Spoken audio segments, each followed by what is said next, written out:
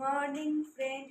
অন্যদিন রান্নাঘরে লাইভ করি, আজকে রান্নাঘরে ভিডিও করছি। কারণ ভাতের দায়িত্ব দিয়ে গেছে মা, বাথরুমে ঢুকেছে। ভাত হচ্ছে এদিকে। আর আজকে সকাল সকাল বলবো না, আজকে দেরি করেই ঘুম থেকে উঠেছি। 8:30 বেজে গেছে ঘুম থেকে উঠতে উঠতে। তো এদিকে আজকে একটা ইনভিটেশন আছে শ্রাদ্ধ বাড়ি। বললাম মায়ের পিসি মারা গেছে, সেই লাইভে গল্পটা বলছিলাম। তো মায়ের পিসি শ্রাদ্ধে যাব। এখন শ্যাম্পু আনতে যাচ্ছি বাজার থেকে, বাজার বলছি পাড়ার দোকান থেকে। তো মাথা ঘষবো, যদি মা বেরাক, কারণ তারপর আমি যাব। আর ওইদিকে ওরা সব রেডি হতে শুরু করে দিয়েছে, কারণ ওরা তাড়াতাড়ি বেরিয়ে যাবে, আমরা একটু দেরিতেই যাব। বিয়ের নেমন্তন্ন তো কপালে নাই, শ্রাদ্ধ খেয়েই বেড়ায়, আজ শ্রাদ্ধ কাজ শ্রাদ্ধ এইসব খেয়েই বেড়াতে হচ্ছে। কোনো বিয়ের নিমন্ত্রণ এই বছর পেলামই না।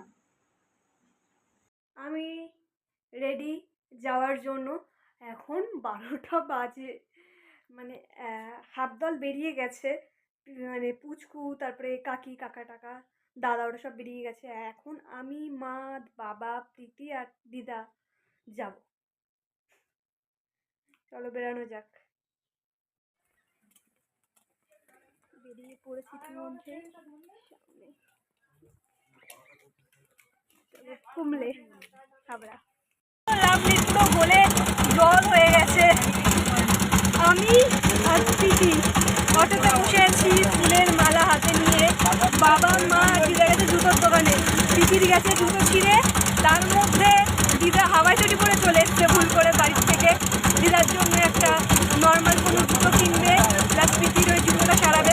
বামনটা যদি পুরো খালি পায়ে হেঁটে এসছে প্রীতি, মানে তাড়াতে চলে যাওয়ার মতন। তার মধ্যে এই গরম, জুতো পা ফেলতে পারছে নিচে। অবশেষে মা বললো যে আমার জুতোটা তুই পর, তোর জুতো আমি পরছি। মা ওই হিল করে খোঁড়াতে গেছে, জুতো সারিয়ে আনবে, জায়গা রেখে দিয়েছি। ওরা আসবে বসবে, ওদের জন্য জায়গা রেখে দিয়েছি। সারাতে গেছে।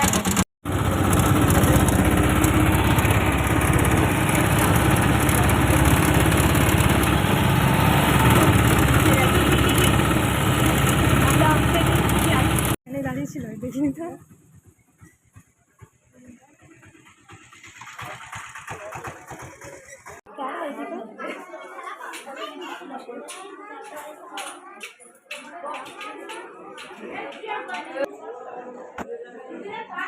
চলো চলো।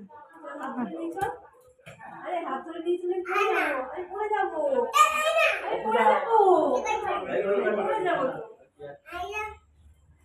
চল কোথায় নিয়ে যাই।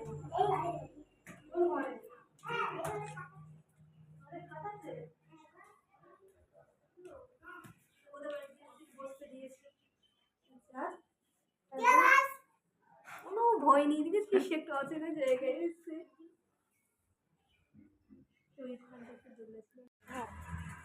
তোর বাবার কোথায় দোকান আছে?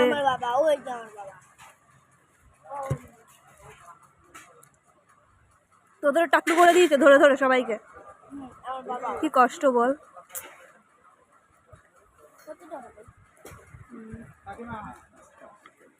এখনো খেয়ে যাচ্ছে।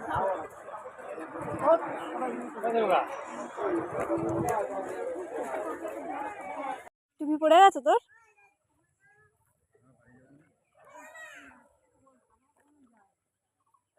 কোথায় ঢুকেছে? ভয় লাগে না?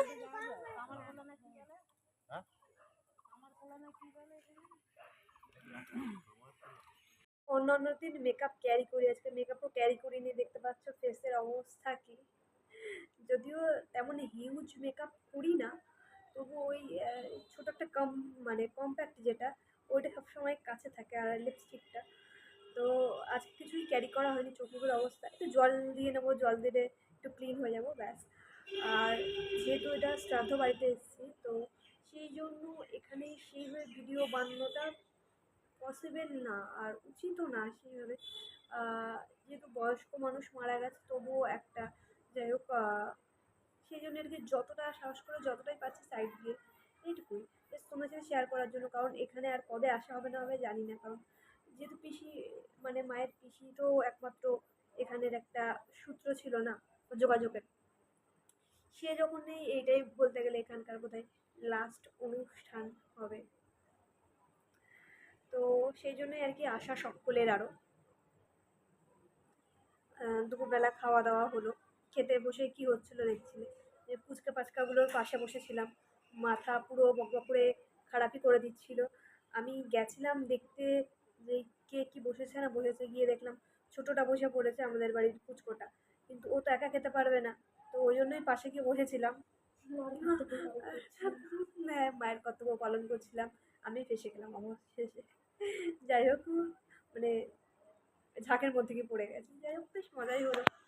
আর এখন আমি আর প্রীতি মিলে দাদাকে জোর জবরদস্তি মিলে ঘুম থেকে তুলে দিয়ে আমি আর প্রীতি মিলে এই খাটে শুয়ে পড়েছি। ও ঘুমাচ্ছিল, ওকে জোর করে তুলে নিয়ে গেল, জবরদস্তি তুলে নিয়ে গিয়ে এখন রেডি হতে বলেছে। আর আমি আর প্রীতি এখন হাওয়া খাচ্ছি।